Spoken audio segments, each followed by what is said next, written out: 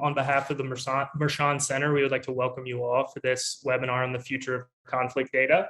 Over the past couple of days, Suyun, who's on your screen, and I have been lucky to host a great group of scholars and experts on conflict data collection and analysis to discuss not only the current practices, but also to look towards the future of conflict data collection. And we would like to thank all of our panelists for sharing your time over the last 2 days with us. In this session, we're going to focus in particular on the future of conflict data collection. And in the first 45 or 50 minutes or so, we're going to engage each panelist a bit in a lightning round discussion, if you want to call it that, highlighting a few key areas which we've discussed for potential progress. And I will be directing each panelist a specific question, but other panelists, please feel free to chime in if you have additional comments on each topic. And you can do so by raising your little emoji hand, as we're all familiar with at this point. In the last 15 or 20 minutes, we're going to take some questions from the audience, and you can submit your questions using the Q&A function, and Suyun will handle the Q&A section of the talk. And please submit your questions at any time during the webinar. You don't have to wait until the end. We can develop a queue as we go. That would be much appreciated. Okay, cool. To get started, we're going to talk about the promises and pitfalls of automation, which has come up quite a bit in the last couple of days as a data collection strategy. And to begin, we're going to talk to Kleena. And you've written substantially and studied substantially the differences between human data collection and automated data collection. And at ACLID, a large research institute which you direct that collects data on conflict, you rely on a very human-intensive data collection strategy. And I'm curious as to whether you think that as methodologies improve with automation, that you will turn towards these methodologies, or is a human-intensive process always going to be required, at least for the foreseeable future? Thank you very much. It's been a real pleasure to have this chat with colleagues and experts, and so I really welcome to the chance to attend, and I'll try to get to this question as quickly and succinctly as possible. Certainly ACLID's always going to be researcher-led, I'll put it that way. I think that there was kind of this false kind of dichotomy set up between automation and researcher-led conflict collection in the last few years, and it's not really how it works in practice. So what I suppose I would say is that AI-based work tends to often involve media trawling, but I think everybody here who collects information will be aware of the fact that the media has quite a lot of holes and inconsistencies with it that make researchers and review and really kind of fine-grained analysis of the collection methodologies extremely important. So what I would say is that automation's been great, and of course, like each and every one of us uses automation in some way, whether it is natural language processing or its efficiencies in taking into consideration all of the media that may be available, or it might be in cleaning and reviewing. We're all using these tools, and I hope to certainly use them more effectively and efficiently into the future, whether it is on the collection process or the analysis process. But it's going to be a cold day in hell before I become an AI person, for sure. And part of it is that, like, I'm not in the business of media trolling, and that's what really a lot of it's about. And so what I would say is that one of the things that came out so clearly in the last few days is that people are now more aware of and concerned about conflict environments and media environments, or information environments, let's put it that way. And the information environments in some of the areas that we're really hoping to capture is not suitable for the presumption that it can be trolled effectively. And what you need there is local partners and people, and really kind of, I guess, simple practices about making sure you've collected everything and reviewed it and understand the biases and things like that. No machine will do that for you because it's incredibly contextual and circumstantial. And I think that the best data come from a lot of eyes on it, a lot of experts being able to say, yes, I think that's a correct rendition of what happened, and this isn't a correct rendition. And what we found is that the presumptions of AI being quicker or better or being able to cover more is really a function of threat inflation or report inflation rather than actual quality information. So I would say that, yeah, bring on the tools. That would be brilliant, but they won't replace expertise. Thanks. Thank you, Clina. Javier, you've worked extensively in the automated data collection realm, and particularly around addressing some of these limitations that I think Clina has mentioned around extending to additional sources, including non-English sources.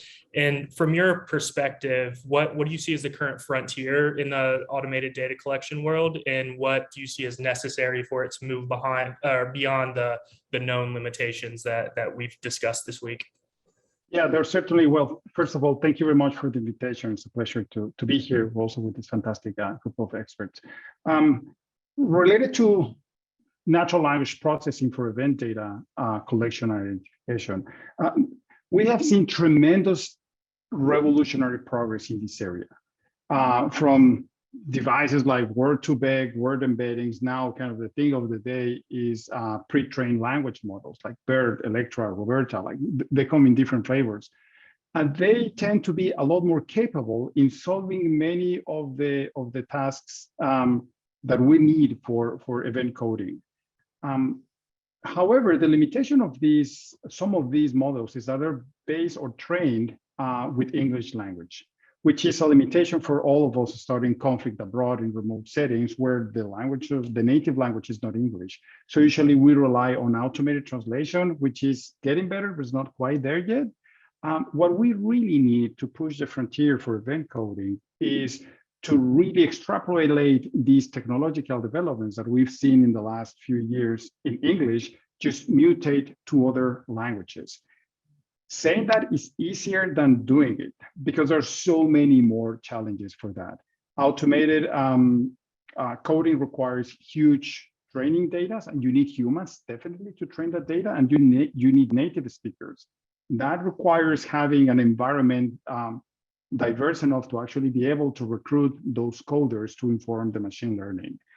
You also need the technological developments. Not all of these pre-trained language models are capable enough of performing well in other languages because of the syntactical, grammatical differences, sometimes even the script, right? I mean, we can use script writing to read in Spanish, Portuguese, French, and English because it's the same alphabet. But once you turn into Cyrillic to code in Russia or Ukraine, or Arabic script to a variety of Arabic script languages, just not modern standard Arabic, Pashtun, Uzbek, Persian. So all those things matter. It's just the script, the difficulty. I mean, if you go back even to reading from left to right to left, that's a completely different first step for any kind of algorithm. So I think that should be the frontier for future natural language processing and machine learning, to export these or extend these applications and tools that we already have. They work better. They're not silver bullets for any or all the tasks. But once we have those nailed down in English, we should make the effort to get those into other languages so we can learn about areas that are pretty much black holes because we cannot read and understand what is going on based on massive amounts of text. Excellent. Thank you, Javier.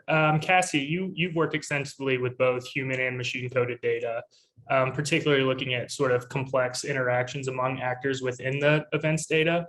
And do you think that current data are being leveraged to their full potential to understand these complexities, or are there ways that we might be able to get at more interesting dynamics that we're currently not getting at? Yeah, thanks. And thanks for having me. It's been a really good workshop and discussion. I think one of the more interesting outcomes of these really fine-grained data sets is that they beg deeper questions about data structures and about dynamics of data. And when we start to familiarize ourselves with these really wonderful sources of data, these event data set Javier and Clina have just talked about, we begin to ask deeper questions about how to model conflict or how to model contentious politics. And I think the sort of known example here is time and dealing with temporal dependence. So suddenly we have this really rich data at a more fine-grained level, and we need to figure out how to model this appropriately to get at the kinds of outcomes we want to look at or that we want to estimate, with confidence in our research. I think moving forward, there's other kinds of dependencies that these event data help illuminate for us and help encourage us to deal with. And one of the areas that I think a lot about are relational dependencies between actors. You have a lot of this fine-grained data has an event for each row of the data, and then in that event or in that row of data, there's information about actors that were there at the conflictual event or there at the battle, for example. And when we see that in our data, that encourages us to think about how if one actor is appearing in one row of the data and then it appears again in row 10 and it appears again in row 11, that these events themselves are by definition related and interdependent. And so a lot of the kinds of models that we are trained on as researchers don't assume, or they assume strongly that these events are independent of one another, but in fact, they're dependent of one another. And so this, just being able to look at this event data makes us ask these really good questions about what's going on and can lead us to, I think, other kinds of research questions too, by allowing sort of event data or other kinds of this large scale data to speak to your research question in your area of interest. It kind of speaks back and forth, it sort of encourages you to ask different questions. So thinking about how to apply network analysis to these event data means that we're asking questions about how we can think of conflicts as a system of actors and how that evolves over time. And, why is it that some actors become dominant in a conflict while maybe others do not? What does reciprocity look like between actors? All these kinds of networky type questions really start to rise up, I think, in our research agendas because of the pioneering work that a lot of this data has seen in the last several years, or that the folks leading these projects have done for us as researchers and analysts.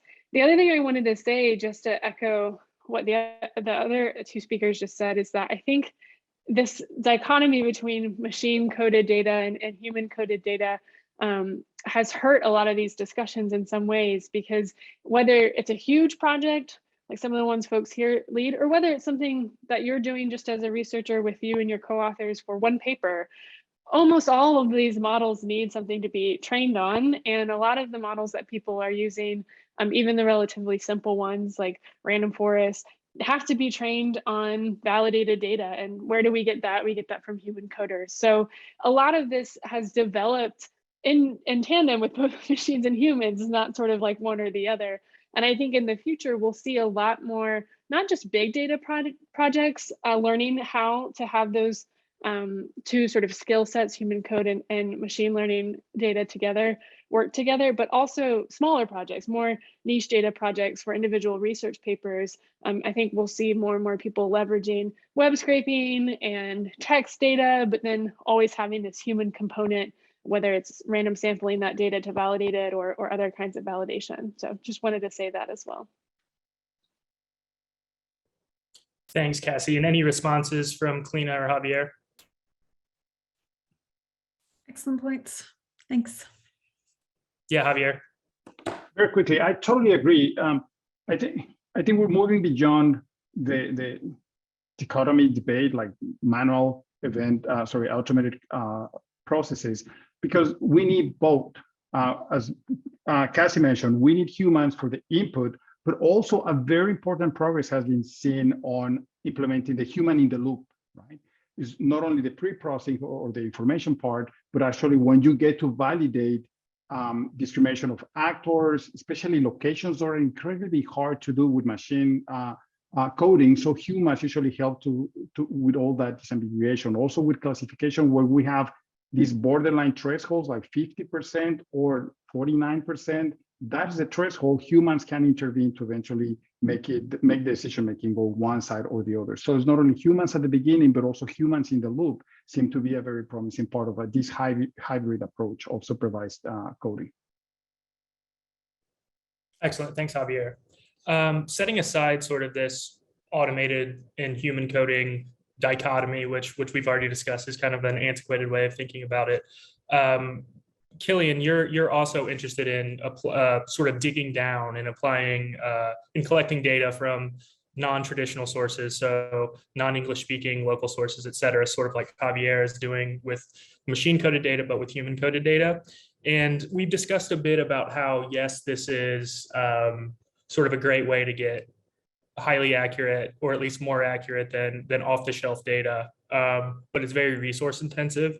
So assuming that we have some graduate students on the call here, how would you recommend that they sort of embrace this trade-off between the need for locally sourced knowledge, but also difficulties with having the resources to have sort of a larger data set from that perspective? Great, yeah, thank you, Trey. And again, echoing the other panelists, this has been a great workshop. So thank you for bringing us together. We've had some really good conversations. So appreciate being invited. This is an important question. We've talked about this over the last few days. The trade-offs that one faces as a researcher in thinking about the resources and time required to collect and code event data. And of course, you know, it's important to remember we're not starting from zero, right? There are existing data sets out there that, you know, we have folks on the call today who've produced them, right? These are really valuable resources for the field. And so, you know, any graduate student or any researcher thinking about doing work with event data should be aware of how much work it is to build these data sets and think carefully about whether it's necessary, right? Because the existing data sets that are out there are good and they're useful. And so it's important to weigh these considerations, right? There are trade-offs. Now, as someone who has gone out and built, you know, a bespoke data set, let's say, on a particular case, in my case, it was Egypt, now doing the same with Iraq and Lebanon, I think there are circumstances in which it is worth it, right, to do the work of building a kind of a data set from scratch.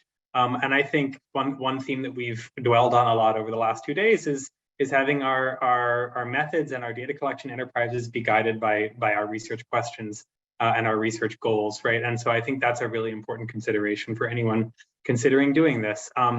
It can be very resource intensive, but it can also be worth it if the research you're trying to do is of the nature that it requires that type of really fine-grained data that you get from using local language and local sources.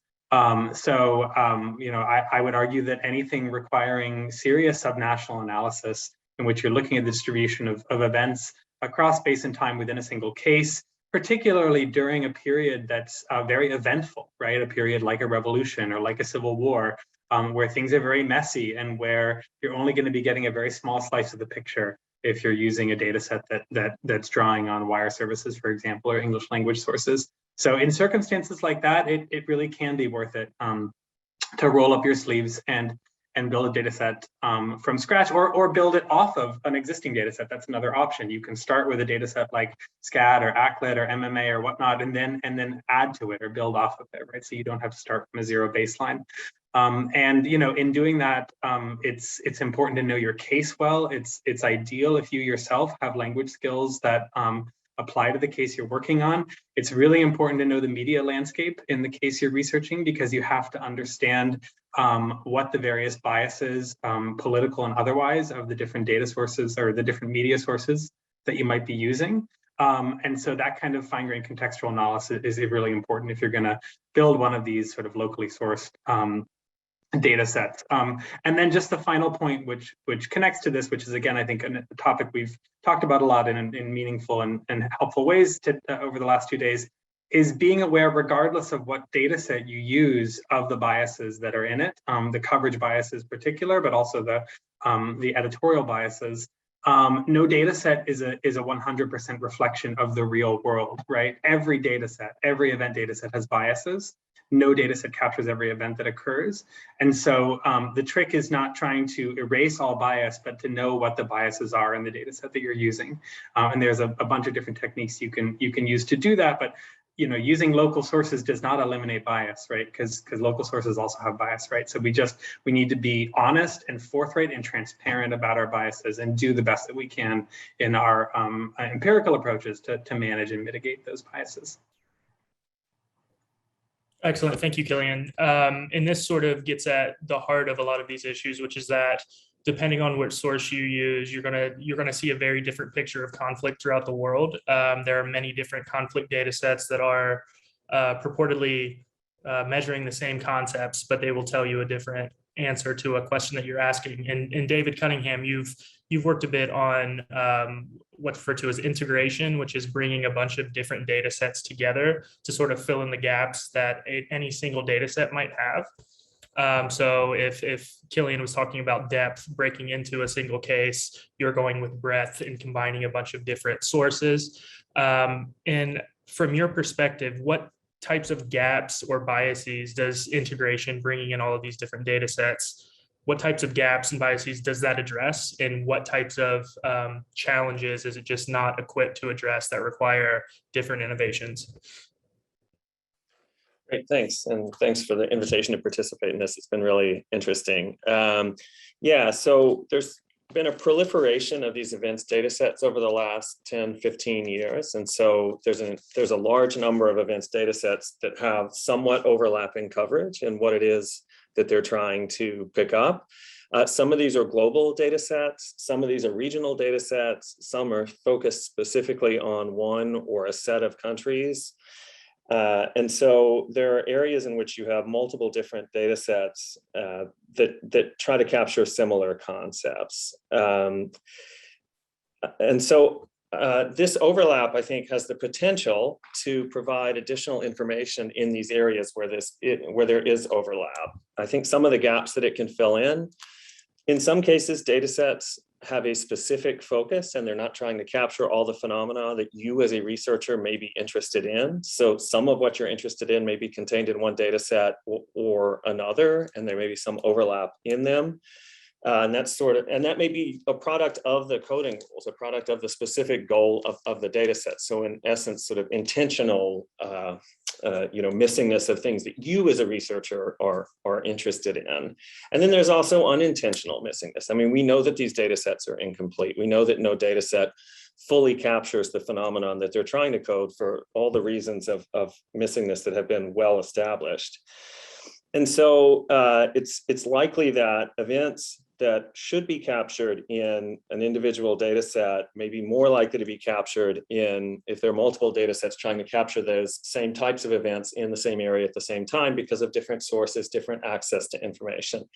So there's the potential that you could get a more accurate picture of what's actually going on with the phenomenon that you're interested in by drawing from multiple data sets, if some of those events are left out from some of them. And in addition, if there's an event that's covered in multiple data sets, those data sets often code different information about events. And so you can actually then gain additional information about a specific event that is covered in multiple data sets because of the additional variables that those different data sets code. And it also is an opportunity for just sort of validation of the information about that event if you get more confirmation across those events data sets. So I think we can learn more both about what's going on generally and about sort of specific occurrences potentially through integration. Of course, the challenge is that it's very difficult to know what are unique events contained in different data sets and what are actually the same event that are reported somewhat differently, right? So if you read different news reports of the same event, you're going to find somewhat different coverage of that. And even if two people read the same report about the same event, it's likely to be coded at least somewhat differently. And that may be a product of, say, the way an events data set deals with the location or something like that, or just an individual's interpretation of that. And so there are decisions that have to be made about whether duplicate events or events from different data sets are the same event just covered somewhat differently or are in fact separate events. And that's the real challenge with integration. And so the trade-off there, I think, is thinking about which you think is a bigger issue. Is the bigger issue that you might over-report the number of events because you treat things as unique events that are in fact duplicate events, or that you might actually miss events because you treat them as duplicate events when they should in fact be unique events. And I've worked a bit on this, and we've worked with an automated approach. So on this question about automation versus human coding, but the automated approach is very much based on human input information, right? So there's no way to do this automated without lots and lots of knowledge about the data sets and without setting parameters about what you view as an acceptable level of, say, overlap or not. For example, if two events are very close in space and very close in time and quite similar, do you treat those as the same event or as separate events? And what's that bound? The advantage of automation is you can vary that very easily and look at the change that with what happens. And I think the other advantage of it is that it can be much more transparent. Right. So if you make very clear what those input assumptions are, it's very easy to, rerun and see if things change from that. And so, that's what we've worked on with that. But all of it, just to reiterate some of these points, I think all of it requires deep knowledge of the data sets that you're integrating. Without knowing that, you don't have the information you would need to know where that overlap is in those data. Yes, thanks, David. Great points. And this, some of our discussions revolved around the relationship between sort of modern political science and computer science and interdisciplinary work. And we keep coming back to the need for domain knowledge, contextual knowledge of theoretical knowledge, et cetera. So at least we have some job security from the encroaching computer scientists. And we've been discussing mostly events data, but that's only one. It's a large subset, but not the only type of way to study conflict. And Jessica, you often study organizations like rebel groups and so forth. And from your perspective and with your experience creating databases on organizations, do you see innovations like automation or the use of mixed media or alternative sources as playing a large role in the future of organization or group level data? Or is this sort of a corner of the event studies conflict literature? Yeah, so great question. I'm a bit of a Luddite when it comes to technical skills and automation and things like this. So, I think like what some of my colleagues have talked about already, I think there's great promise with respect to automation and kind of trying to think about different units of analysis beyond events or stemming from or related to events. But like one of the challenges I think with respect to trying to automate at kind of a group level is thinking about being able to identify these actors reliably and know, if what you're picking up on is indeed the same organization over time. It's just referenced differently in different sources. And so this goes back to the previous conversation. Well, both Killian and David bringing up kind of really needing that deep, and others have brought this up too, needing that really deep contextual knowledge that you're working with. And but I think there are ways around that. But again, it's stemming from kind of human coding, human work to start out with, and ultimately, again, we're talking here a lot about events data, but I think there's a lot of different ways to think about and work with events data, to learn with events data, and kind of thinking about these questions at different units of analysis, and the extent to which automation works across these different units of analysis might vary, time intensive and resource intensive. And, you might be at an institution where you don't have access to supercomputers, or you might not have access to tons of research assistants to do a lot of hundreds or thousands of hours of human coding. And so it's kind of balancing what resources you have available to you, at least to get started and potentially apply for funding to support a bigger enterprise. And so, there's ways to kind of work around a lack of access to a certain research methodology. And one of those ways is kind of thinking about the unit of analysis that you're using. And we've talked a lot about how, and in our past conversations and today as well, how your research question itself, the thing that you're interested in explaining, should really kind of guide what you're interested in studying. And for me, a lot of what I'm interested in studying is kind of the human interaction, and these events, these conflict events just kind of like happen in nature unprompted. They're occurring because people are making them happen. And so, in addition to thinking about identifying and categorizing and automating our understanding of conflicts kind of through their manifestation as individual events, like a terrorist attack or mass protests or something like that, we might also want to think about how those actors are linked over time. And there might be some ways that automation can be useful in that process by thinking about how we can identify actors and organizations in these events. And speaking from some experience, like oftentimes news stories will report that an event happened and that certain types of groups were involved, but they might not provide the information about the specific organizations. And so that, at least in my experience, has then required humans to go in, and research assistants, scholars to go in and dig deeper to say, okay, this event happened on this day, kind of, can I find other source materials to triangulate kind of what's happening here, and potentially using social media or something like that as well as another way to kind of figure out who's been active in what spaces and in what ways. And for me, I really like taking kind of an organizational approach to understanding conflicts broadly and conflict events specifically, because by using these kind of conflict actors, these groups as our unit of analysis, that allows us an opportunity to see kind of how conflicts evolve over time in their severity or their types or forms, like whether it's exclusively violent or nonviolent or a mixture of tactics across a conflict. And so if we're only focused on observing a certain type of event, like a civil war, we can miss the types of events that lead up to that, and the fact that actually contentious action's been going on for a long time prior to that, and that the specific organizations involved in a civil war might actually have much longer roots and evolution of their unrest. So, a political party might contest elections, but face repression, and that then spurs them to think about some extra legal activities, engaging in protests that are predominantly or entirely nonviolent. They might boycott elections, things like this.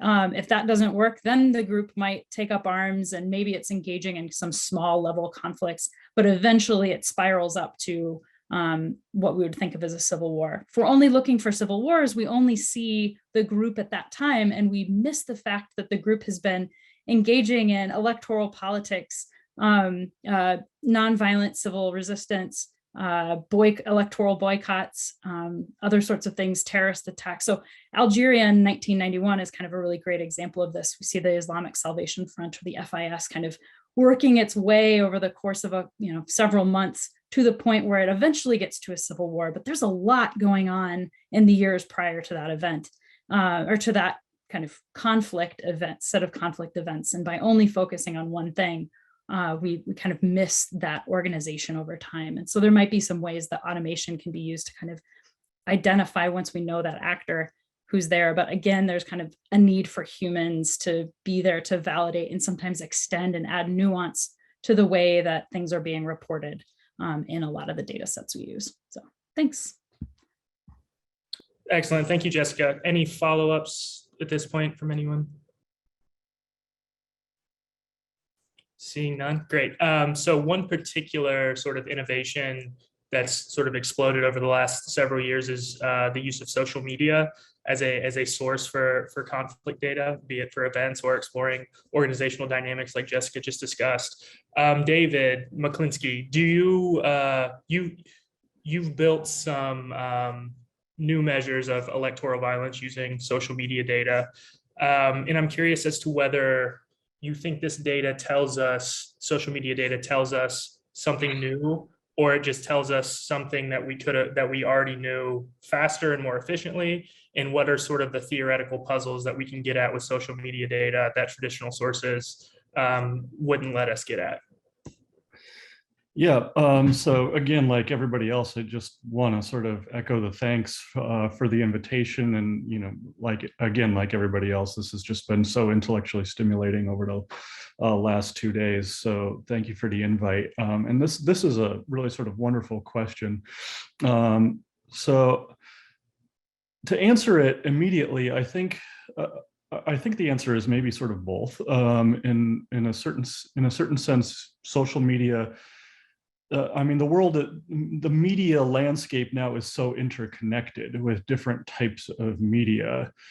I mean, for instance, all the major news bureaus have social media accounts, right? And the journalists for those organizations have their social media accounts, and so you can see sort of the interconnectedness there. So in a certain sense, maybe they're telling us the same thing. But what we discovered as part of the project on electoral violence was that in at least the countries where we gathered social media was that what we found was that this kind of disaggregated reporting does tell us new things because social media picks up on events that usually don't garner sort of regional, national, or even international attention. So they're very localized events. They might be small events, but they're important events, especially if we want to understand the dynamics of contentious collective action. So the fact that a strike is populated by 5 people, or that a local politician is assassinated during an election, or the fact that one polling station was attacked in one particular locality, in a rural locality. These events tell us something, and oftentimes because of the nature of these events, if they're going to be reported any place, they're kind of reported on social media, if they're reported at all. So that's really sort of one of the big benefits here. Also, just another project that I've been working on, we've been coding sort of implicitly racist or hateful speech utilized by a lot of domestic violent groups here in the United States. And this is giving us insight into how these groups are trying to operate, because say Twitter or Facebook, you can't say overtly hateful things. There's a famous Lee Atwater speech, right? And so you can't say overtly hateful things, but you develop coded language to say the same things. And understanding those codes, understanding that implicit language, gives us insight into how these groups are operating, and that's another sort of unique benefit. But the issue here is that a lot of the skills in these social media analytics are difficult to obtain. So we need to know how to use APIs, which is not immediately knowable. At minimum, we need some experience in natural language processing, which again is sort of a fairly advanced analytic technique, especially for graduate students. It's not taught in every program. There's evidence, as Javier was alluding to, that we have these new sort of embedding models like Word2Vec, Doc2Vec, BERT, and these sorts of things. They tend to work fairly well for modeling the structure of language, but traditional easier implementations of models like, say, bag of words models do tend to sort of suffer.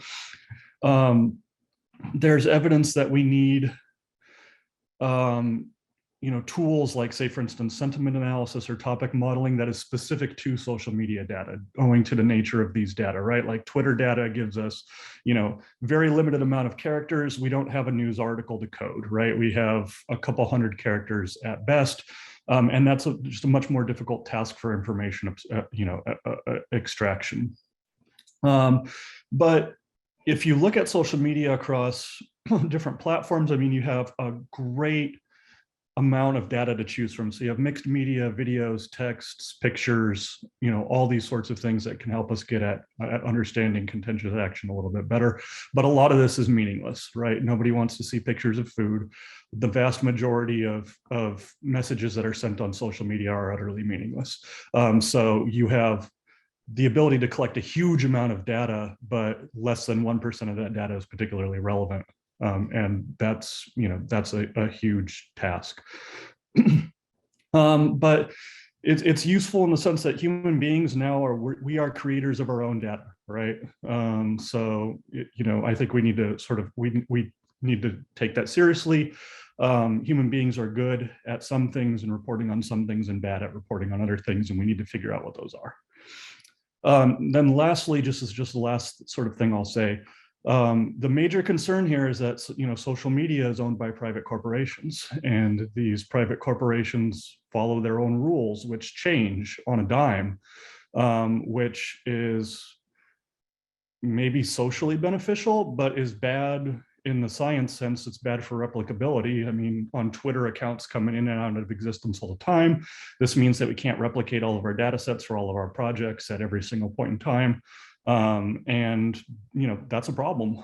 And, until we can sort of figure out what to do with that, I mean, I have no good answers for that, and that is a problem as far as replicability is concerned. And then, of course, we have the challenge of misinformation and disinformation, which I think will be talked about in a few minutes. So I'll leave that aside. Excellent, thanks, David. You sort of finished with some new challenges in particular with social media data, but this is sort of just the most recent wave of open source media that's being used for conflict data collection. And Laura, you've been working on open source conflict data projects for a couple decades now, I guess, a couple years at least. And as you consider recent developments and look sort of towards the future, what challenges do you see that remind you of challenges that we've already gone through? So these are like challenges that are going to stick around regardless of the medium that we're using. It's an awesome question, and it has been a couple decades. So one of the things that is consistent through what everybody has talked about is, in order to create a data set, you need to have a pipeline of information coming in.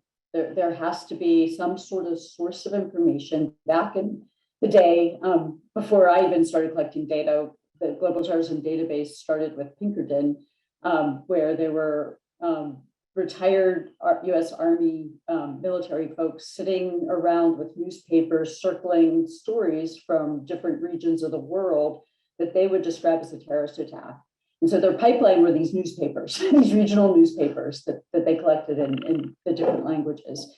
And they had to discern, so you have the pipeline of information coming in, and then you have to discern which one meets the criteria of the types of events that you want to measure, and then you have to measure them accordingly. And of course, these stories aren't written for researchers, they're written for an audience, right? And so they're not collecting all the information that we want to have. And so if something is not mentioned there, does that mean it didn't happen, or is it missing information? If they say that a particular organization is responsible for a terrorist attack, is that speculation, or is that just assumed? So, so in building these data sets, as you've heard the other speakers talk about, you want to harness as much information as possible. Now, over time, information changes, sources of information changes. Back in the day in the 70s, when these retired military folks were sitting around reading newspapers, that doesn't have to happen anymore because of the internet, right? That all of the information is available on the internet. You don't have to actually be subscribed to these papers. But with the advent of the internet, there's a lot more stories available, right? You have far-reaching access. You introduce different languages, you have a bigger pipeline. These bigger pipelines are going to influence how many stories get captured, which means that is a tremendous rise in events because there was a tremendous rise in events, or is it because the methodology changed? And so a big issue is to make sure that users understand any methodological changes, make sure that the collectors understand any methodological changes. I think it's on the onus of the collectors to look at ways to be able to report how methodology has changed and the anticipated expectations of it. With the Global Terrorism Database, one of the big issues was that we had prospective data from 1970 to 1997 that was collected by Pinkerton and then supplemented by us. But we got those data in 2002 or 2001. And so 1998 through 2001 and really to 2004 until we hired someone to help collect retrospectively what happened between those years, those data we know are tremendously undercounted, like just tremendously undercounted. It didn't start turning prospective again until 2005 or 2006. But and that prospective had a bigger pipeline. And so I think it's really important that people are that the data collectors articulate what their pipeline is. Is the pipeline just lead sentences of wire services that are international wire, English speaking wire services or English writing wire services, or are they local, like Kellyanne had talked about? And what is the nature? Does it capture social media? Does it capture blogs? We want to be able to capture a bigger pipeline that is more targeted, but is that, how do we do that? And then what algorithms do we use to filter down our cases? Because that's important. And this is where machine coding is kind of important, and artificial AI is important. However, there are things that get missed in those cases. So there's this tension between efficiency and accuracy. And so then there's the final coding also, which I could do a whole workshop for 3 days just on all of these issues, but these are all persistent issues that need to be addressed by each data collector. Excellent, thank you, Laura. One, as sort of David prefaced, one sort of hot challenge right now is the role of dis or misinformation in the recent media environment. This is a hot topic for obvious reasons, but from the perspective of conflict data collection, media sources have always had their biases. There's always been incentives for governments or sources to misrepresent what's happening on the ground. So Erica, from your perspective, what do you think is new about the current information environment? And or what is new, what is similar, and what's your take on the disinformation challenges? Thanks, Trey, and thanks, colleagues, for such a stimulating couple of days. And thanks those who are tuning in as well for engaging in this conversation. It struck me when you all sent this prompt that Gandhi wrote his autobiography and titled it "The Story of My Experiments with Truth." And Václav Havel, who's one of the 20th century's great kind of intellectual revolutionaries, was known for what he called living in truth, meaning that in both cases there was some kind of irresistible pull toward the truth that could be used to galvanize and mobilize popular protest and other forms of resistance toward basically justice, a universal truth of right and wrong, good and bad, free and unfree. And I think what's interesting is that in their time, the primary battlefield was between dissidents and the governments that really maintained a high level of control over the information environment. And I think what's happening now is that governments have much less control over the information environment, even when they try to have it, that the problem of propaganda, of disinformation, which is basically just false information that's intended to mislead others, has become really democratized. And even more than democratized, it's become individualized, right? So as was mentioned with the fact that social media and other kind of tech platforms are privatized, the model for diffusing disinformation is not necessarily targeting particular groups of people. It's targeting individuals for their own preferences and the types of information they want to consume.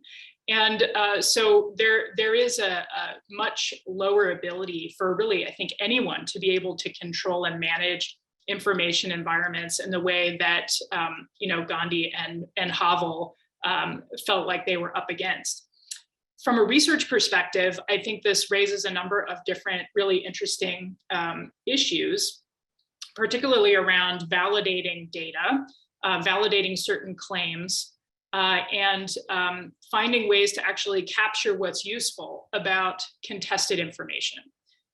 So on the one hand, there's the issue with validating a source of information. I think that this problem is especially acute for those of us who are trying to produce data in near real time, because it doesn't necessarily provide the opportunity that Laura just mentioned about being able to look at new information as it arises and sort of triangulate claims across multiple sources that are independent from one another. But I think that what it really calls for us to do when we are doing historical event history data collection and analysis is really to go that extra step in trying to validate different claims, or at least capture information about when claims are contested. So what would that look like in practical terms? Well, let's say we're collecting data on protest events in the United States. What we might want to collect is the source material, and that for sure, and make that very transparent. But we also might want to begin collecting information about whether the claim has been contested by others and by whom. We might also want to collect data about, let's say there's injuries that are reported in the data set. We might want to collect low and high estimates, like a range of estimates. We might want to collect data on if there were reports of injuries or property damage, and if those were contested, and then the sources of the contestation, for example. Some of the people who are running data sets on this call right now also collect data on the level of uncertainty they have about whether a record is accurate, right? So these can be reliability scores, precision scores, uncertainty scores. They can be variable specific, they can be source specific, or they can be kind of global variables that speak to the entire observation. And so the most important thing I think we can do is just to be pretty transparent about the choices that we're making, about which records are in or out, which ones we count as valid and which ones we don't, and sort of anticipate not just the sort of research reasons to justify those decisions, but also political decisions. So like, what are our politics about this, and why do we think this record is probably more accurate than not to include, et cetera. But ultimately, I think that these information battles are being waged in our midst, and we know that disinformation mobilizes people, right? There's a massive number of people who participated in movements on the basis of a fundamental lie about the 2020 election. There are massive numbers of people mobilizing along the basis of disinformation about vaccines and other public health measures right now. So disinformation as such has really important public consequences for how contentious political episodes play out. And for those of us who study it, we should study the disinformation, not just what we think happened.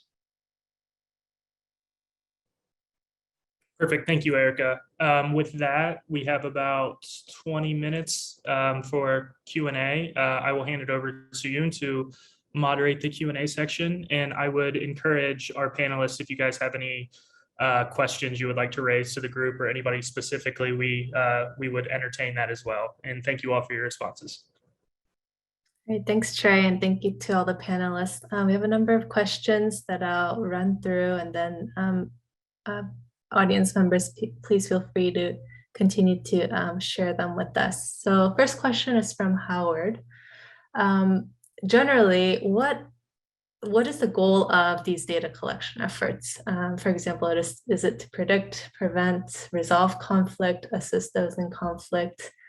Could, for example, your work have served to predict the seriousness of the situation in Ukraine? Any takers? Yes, Javier.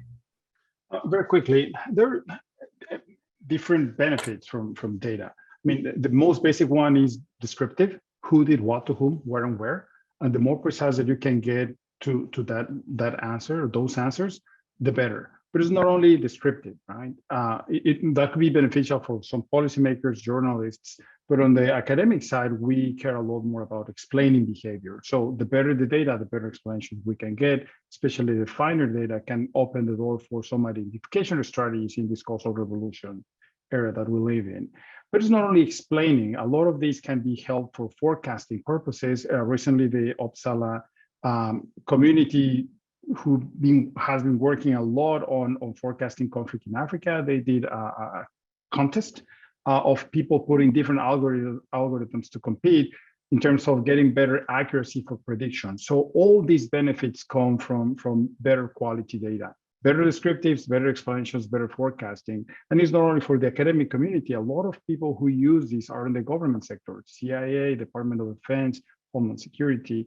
DoD, they benefit and actually have actionable policies behind the data that they're reading. So this is the overall collective effort, I think, with a variety of end users and purposes, but everything rests on good quality data. Thank you, Javier. David, did Javier take your words? Okay, Kleena. That's an excellent question. I would echo Javier's comments completely. Data has a lot of uses. I think that presuming that there's a response to it can be a bit of a dead end, because there are tremendous numbers of conflicts happening around the world. I think that for the most part, people are hoping to understand them and being able to mediate or mitigate where possible. But I think that we should set our sights on quite manageable goals. And we found that simply exploring and describing and accurately collecting this information to be quite a high bar already. Thank you, Kleena. Laura or David? You guys good? I guess I know what I have to say is just really echoes what was just said, but to really understand any phenomena, you need to be able to measure it. It's as simple as that. And we live in a social world full of conflict, and unless we measure what's going on, and the better we measure it, the more we'll understand about it. And so if we have methods of measuring things consistently across time and space, then perhaps we make those measures available to the world of scholars, then we can learn a lot. Yeah. Thank you, Laura. All right, second question is from Natalie from the audience. So I guess the question is about how data collectors and coders assign weights and scales to certain variables. And the criticism, I guess, could be that it kind of happens in a black box in an ivory tower somewhere. And how does that compare with maybe more straightforward measures like the Fragile State Index? And how should, I guess, users think about these?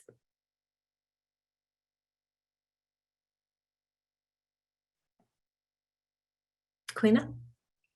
I would really contest that the fragile state measure is robust, but you're right in the sense that there is a hierarchy of interest, I think, broadly in terms of what a data set wants to catch, what its catchment is, and then, of course, how it is able to collect and to categorize that information. I think that, to be fair to data producers, they are a lot more transparent than people think, but you do have to read the code book and the materials that accompany them, which many people don't, to be totally frank. But people aren't trying to hide their decisions for the most part. So I would suggest that that an interrogation of the materials that data sets put out will really emphasize what their agenda is, potentially what their research question was, and of course how they measure depending on that question. But if it's a more general data set such as ACLED's, I mean, we probably produce too much information about our methodology in the sense that that there are hierarchies, there's catchments, there's ways in which we prioritize information to make sure that the most that which has the most impactful effect on civilians and the state are being prioritized. Thank you, Kleena.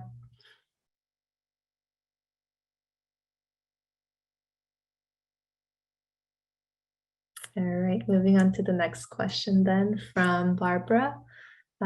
She asks, I was curious if the panelists had any thoughts on how we as a field might study the negative space of conflict better, such as conceptualizing and examining more the spatial, temporal, or gaps between what we classically think of as conflict events.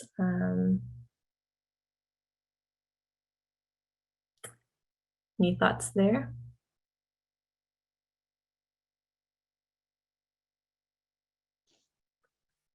Yes, Javier, and then David. I'll let David go first. Thanks, Javier. Yeah, I think this is a really important question. I mean, conflict doesn't suddenly happen, I think, as others have mentioned throughout the last couple of days. There are processes by which individuals and groups, by which groups form to engage in conflict and by which individuals come to participate in those groups. And I think those processes are definitely less well understood than the conflict processes themselves. So, if we sort of look at the most kind of robust findings in the Civil War literature or whatever, there's a reason why, Fearon and Leighton 2003 has been cited like 10,000 times or something. It's because GDP and population, right, are known to be correlated with every conflict ever. But beyond that, it's for every other variable, the question is a little bit more murky. And so, there's been a lot of discussion over the last couple of days about what do we code with respect to event data? Is it just the conflict event itself, or do we need to conceptualize this sort of much more on a sliding scale from, non-violent to somewhat violent to, engaging in processes of violence to, okay, now I'm going to be violent. And then, suddenly, then there's violence. And understanding those processes, I think, are really important. But it's something that, as others have said, depending on our research question, depending on the level of analysis, depending on the granularity of focus, these are all questions I think that different kinds of event data are kind of uniquely predisposed to answer versus some of the more structural data sets and cross-national data sets that we're all, fairly familiar with. Thank you, David. Javier? I think the problem has two dimensions. One is a technical, which is very difficult for both humans and even more for machines to pinpoint exactly the geolocation of some conflicts or some specific events. And that's a challenge, right? So sometimes you end up having a news story about something happening in a region or in the southern part of the country, but not actually being able to pinpoint. So that means that specific event is going to get thrown out most likely from the database if you cannot geolocate it. So that is a technical challenge. The solution to that is probably paying closer attention to those news stories, to make an extra effort to geolocate those, so you are sure that this is not a negative space, conflict space, or if there's actually something going on. But regardless of the methodological solution to implement, you have to be very careful what you're interpreting from these data. And event data has its own limitations. Sometimes we're too narrowly focused on events themselves that we don't get to see the big picture, like a military campaign or a front, right? Those could be more aggregated dimensions of conflict that do not actually, land with a specific conflict on that area that you might otherwise consider like, oh, there's not conflict there. Another substantive challenge is the non-barking dog, right? You might have an actor who's so strong that has monopolistic control of that area, and there's no need for violence, but doesn't mean that the actor is not there. And they might be engaging in some other non-violent types of behaviors, and this is all the criminal and rebel governance literature, right? Once they have control, maybe you don't see anything there because it's not flaring up in your map, but that doesn't mean that the actor is not there. So that's a really good question that I think we need to address both methodologically and substantively. Then we'll go with Jess and then Cassie.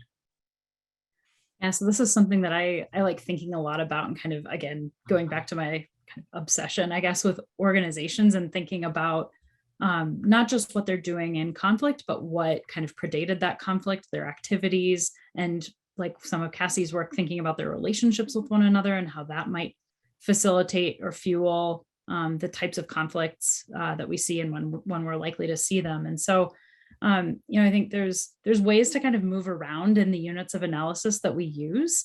And so, we can take a conflict, we can think about really big picture, like working with the entire campaign of a conflict. If we have these series of interlinked events, and we want to know then like what's going on day to day, and that's where the conflict event data is useful.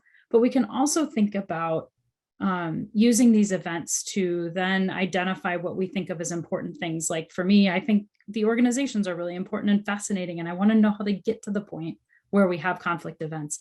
And so that kind of gets at this negative space, kind of what's going on outside of the news stories that we're using, or the social media posts in the heat of the moment that we're seeing. And so we can kind of learn from these events data sets what other types of things might be worth then looking for in unpacking, and even in other ways. And instead of looking for conflict events, we then either automate through automation and machine learning, or through human coding, are looking for activity, probably some combination of both, looking for the activities of a particular type of organization, maybe in a specific amount of time, or maybe what they've always been doing, which would be cumbersome, I think, if you're trying to do that in any sort of like cross-national sense, or even domestically. And so like one type of organization that I think is really fascinating to think about this in the context of Raphael had asked a question that had gotten answered earlier on, I think, about kind of civil society and conflict. And this is a space where we do have these actors that aren't necessarily purpose-built for conflict. They're not things that arose immediately as a rebel group or a terrorist organization. They have oftentimes a longer history of kind of everyday interactions. These are trade unions and student organizations at universities, or mutual aid groups that help a specific community in some way. And so these groups do other things and have established roles with one another, and oftentimes with the state as well. And that conditions potentially kind of the types of actions we see, the types of conflicts we observe. So there's absolutely like a value in taking the conflict events as a starting point potentially, but then thinking also about kind of what else is happening in this space, and what other types of contentious action are happening, or like legal institutional action as well. So we might be seeing political parties engaging in what would potentially be extra legal action, like protests, when they're also contesting elections, or a terrorist organization or rebel group that has a political wing, and the state might not make concessions to that armed group, but they're making concessions to the political wing through legislatures or something like that. So thinking more broadly about the context in which these conflict events happen, as well as kind of who's involved in them, I think is a really great way to kind of get at this more negative space, or kind of the broader context in which a particular type of conflict action is happening. So great question. Thank you, Jess. Cassie? Yeah, thanks, Barbara, for the question. I think it's a really good one. And as others have said, on some degree of this, it's just concepts and doing better. Like some part of this is, yes, we don't capture everything. And yes, we do have to keep innovating and trying to capture more of these types of events that you're referencing. But building on what Jess said, thinking about conflict as this broader system of events and relationships, I think enables us to use existing data to point to those spaces that are missing. And that's been really helpful in my work on networks, is taking some of this existing data, looking at it as a network and realizing, well, wow, we have some groups over a 10-year period who, even if they're in the same geographic space, never seem to fight. Are they allies? Is there something more fine-grained we can go and then research to try to understand this relationship that now we can see in a network, which we wouldn't really be able to see if we were just looking at the data in a more aggregate way, or to Jess's point, if we were missing kind of this lens of trying to look at things sort of as a system of components in their parts, trying to look at relationships, trying to look at organizations, trying to look at, to Barbara's point, events over time. That can also be a really great way for data to show you what is missing. If you have this massive event and it seems to you by looking at the data that it comes from nowhere, as a conflict scholar that probably doesn't make sense. And so that can help guide your sampling strategy, that can help guide the kind of research that you want to do. And so I think I would just sort of try to support the idea that you can use these data with really rigorous exploratory data analysis or other kinds of methods to try to get a more complete picture of what you're interested in, and then see what's kind of missing from that story or that approach to guide the future data collection that you do. Great, thank you, Cassie. And then I'll take the facilitator's prerogative to ask the last question to our panelists. So I imagine that many people in the audience are users of the very data sets that you guys have collected and produced on for the collective good. And I'm curious, how do data creators think about the end user and if you have any concerns or things that you want to flag for potential users.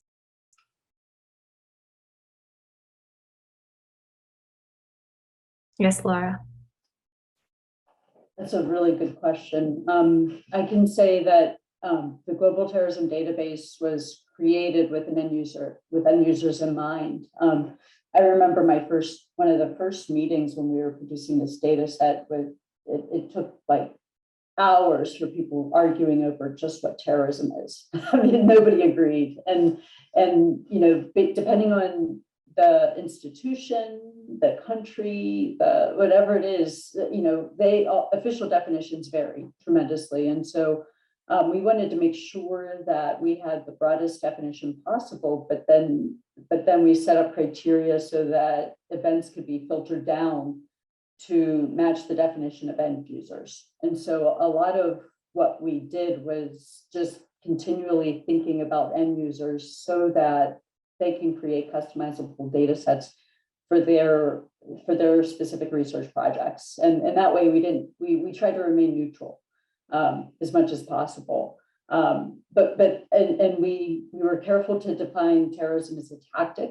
And we also wanted to make sure that it was broad enough to capture innovations, which is a big challenge. But that way, we weren't necessarily labeling the actors as terrorists so much as actors who were using terrorist tactics. And so what we would want for users is to read as much of the documentation as possible, and anything that's been written by the authors of the data set to make sure that they understand it. It can be very tempting to just download a data set and just start running analyses and draw conclusions without really understanding what's being measured. Thank you, Laura. Erica? Yeah, I think this is a great question too. And I would just say that today I feel like there's a lot more general interest in the types of data that we're talking about beyond the academy.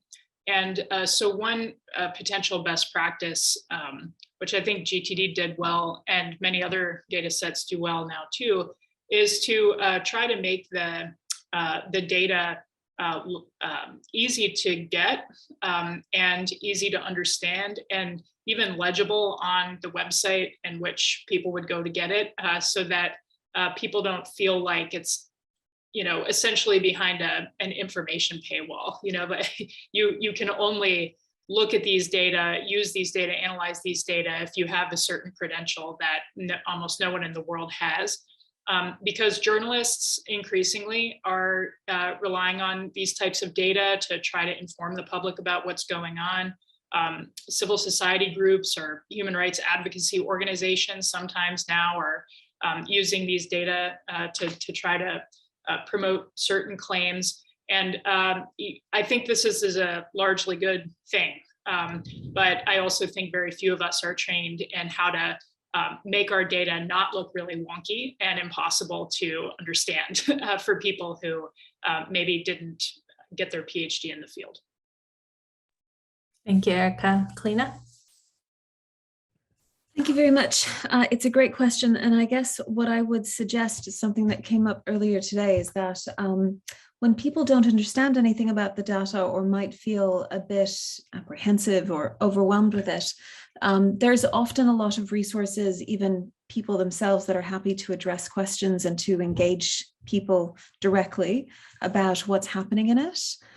Because everybody who's created these data sets was a graduate student or you know, somebody who started out, and so they're fully aware that they're kind of in their bubble, but they can talk to others. And so I would suggest that don't be intimidated. Just write and ask a question if you can't find what you're looking for. Thank you, and thank you for being so willing and open to all of you. And I think that about wraps up our time together. Again, big thanks for sharing your time with us in the last few days, and thank you to the audience members for joining us in this webinar.